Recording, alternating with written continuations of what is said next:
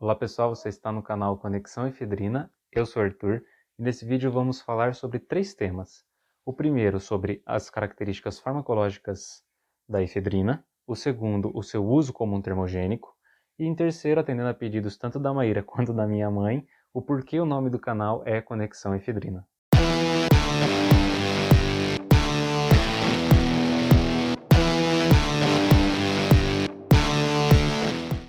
Bom, a efedrina ela é um agente simpático mimético, ela simula as funções da adrenalina. Então, ela é um fármaco, certo? Hoje já fora de circulação, mas ela tem uma ação mista, tanto direta quanto indireta. Ela tem uma ação direta nos receptores adrenérgicos, ou seja, nos receptores de adrenalina, que nós temos os alfa 1 e 2, beta 1, 2 e 3, ela não é tão seletiva. E nós temos também uma ação indireta nos receptores de noradrenalina, ou seja, ela estimula a liberação de noradrenalina.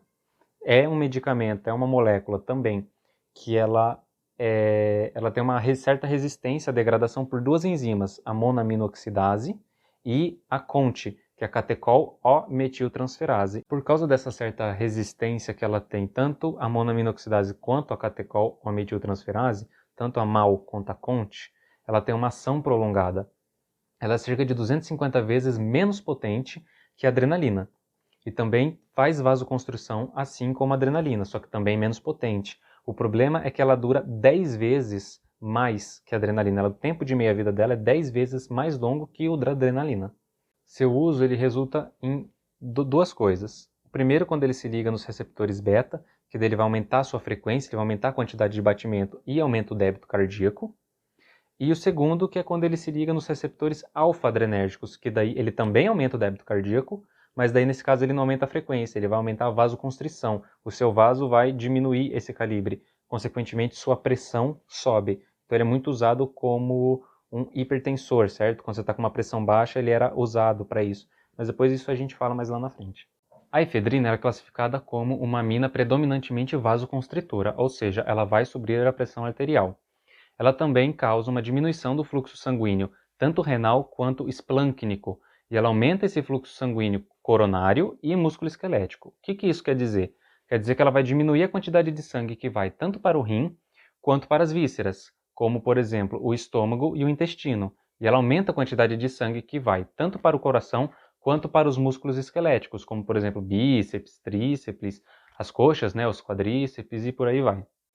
Um dos problemas é que ela pode atravessar, por exemplo, a placenta muito fácil. Ela atravessa a placenta muito fácil. Então, essas reações que ela causa no nosso corpo, caso nós tenhamos, por exemplo, uma mulher grávida, o que pode acontecer? Vai causar no feto também. Então, a gente tem, por exemplo, um aumento das catecolaminas, um aumento de adrenalina, de noradrenalina, de dopamina, que são neurotransmissores e são hormônios também, né? Então, você vai aumentar isso no feto. Você aumenta essa contração do coração, aumenta a frequência cardíaca, aumenta o metabolismo do feto também. E com isso a gente pode também ocasionar, por exemplo, uma acidose metabólica, já porque ocorre uma diminuição do pH da artéria. Então isso também é um malefício, né, para o feto como para a mãe. Pequenas quantidades da efedrina, elas são metabolizadas no fígado, mas em sua maior parte ela chega inalterada, ou seja, ela não sofre alguma alteração dessa molécula quando ela chega na urina, então ela é eliminada em sua maior parte na sua forma inalterada. Ela tem uma meia-vida plasmática de mais ou menos de 3 a 6 horas, ou seja, a cada 3 a 6 horas no sangue a quantidade dela cai pela metade. Você pode, por exemplo, aumentar a excreção dela diminuindo o pH da urina, já que ela é um fármaco que é um pouco alcalino. E ela também aumenta tanto seu metabolismo quanto o consumo de oxigênio, e com isso ela também ocasiona, por exemplo, um estímulo do sistema nervoso central. Um estudo conduzido entre 1997 e 1999 demonstrou que muitas pessoas que faziam esse uso, né, de termogênicos à base de efedrina tiveram, por exemplo, casos de arritmia cardíaca, hipertensão, infarto cardíaco, né, infarto do miocárdio, tiveram sintomas de AVE e alguns chegaram até ter crise convulsiva.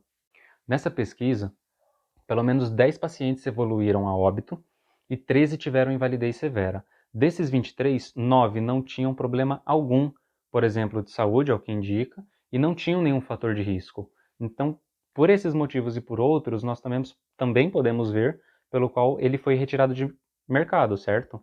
A Anvisa retirou ele de mercado e hoje ela tem uso restrito. Hoje a efedrina ela é usada apenas em ambiente hospitalar. Ela tem uma dose, mais ou menos, são 2 medicamentos que são dose de 15 e 25 miligramas, apenas para ambiente hospitalar e para casos específicos. E não foi só a Anvisa que retirou ele do mercado, mas sim diversos órgãos de controle de qualidade do mundo todo. Depois disso tudo, a gente vai falar do termogênico ECA, que ele é um termogênico que foi muito usado, né? Hoje ainda já não é mais recomendado o seu uso, que ele é basicamente efedrina, cafeína e o ácido acetil salicílico. Qual é o problema da gente usar esse termogênico? Efedrina, um estimulante cardíaco que aumenta a tua pressão arterial. Cafeína, um estimulante cardíaco. E o ácido acetil salicílico ele é usado como analgésico para diminuir efeitos colaterais, que a gente já viu que clinicamente não diminui muito efeito colateral. O problema é que o ácido acetil salicílico ele também diminui a agregação plaquetária. É indicado para alguns casos, mas nesse caso em específico ele não seria muito indicado, já que diminuir a agregação plaquetária faz com que, por exemplo, se você se cortar, demore mais, certo? Para que aquilo ali coagule e vire, por exemplo, uma casquinha. O problema disso é que você está usando dois estimulantes e a pessoa, além de usar esse estimulante que é um termogênico, certo? Para queimar, por exemplo, 20 kg de gordura no mês, ela ainda sai para fazer corrida. Ou seja, você vai somar a corrida, que é um estímulo cardíaco, a efedrina, que é um estímulo cardíaco, a cafeína, que é um estímulo cardíaco, e o ácido acetil salicílico, que no caso é um analgésico, por exemplo, para o cara não sentir dor. O que acaba ocasionando? Risco de infarto altíssimo, a ponto de você poder tomar ele e daqui 20 minutos você ter infartado, por exemplo, e você também aumenta um risco de você ter, por exemplo, um AVE, que é o acidente vascular encefálico, que diminuiria ainda menos, né, a agregação plaquetária por causa do ácido acetil salicílico, ou seja, para o seu cérebro conseguir coagular aquele sangue que está saindo dos seus vasos sanguíneos, é pior, ele não vai conseguir, porque você tem um medicamento, eles têm um princípio ativo, uma molécula que inibe isso, que ela diminui, ela não inibe, ela diminui essa agregação plaquetária. Então, é muito risco para você emagrecer. O mais indicado seria você, por exemplo, consultar um médico, um nutricionista, certo? Para fazer uma alimentação correta para o seu metabolismo e consultar tanto um educador físico quanto um farmacêutico para você diminuir os riscos. A gente vai deixar uma pesquisa também nos comentários que demonstra o uso do termogênico na visão clínica, na visão do exame de sangue.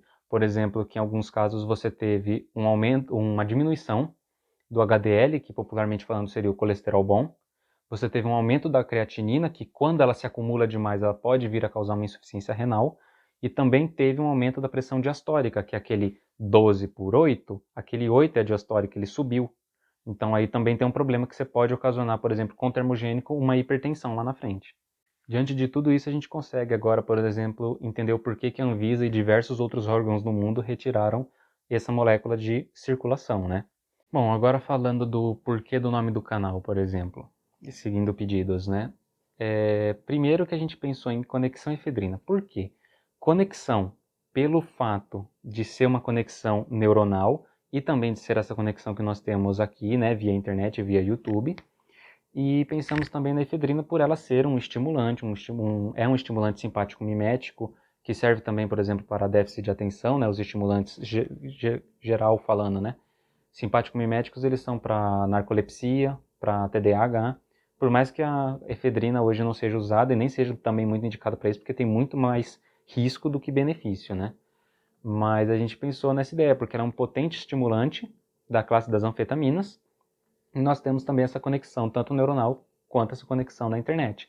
Então essa ideia de conexão efedrina seria para estimular também o conhecimento e estimular vocês mentalmente. Então a sacada aí, né, a pegada é mais ou menos essa. Ô louco, você viu até aqui? Agradeço aos inscritos e agradeço os likes e nos vemos na próxima conexão.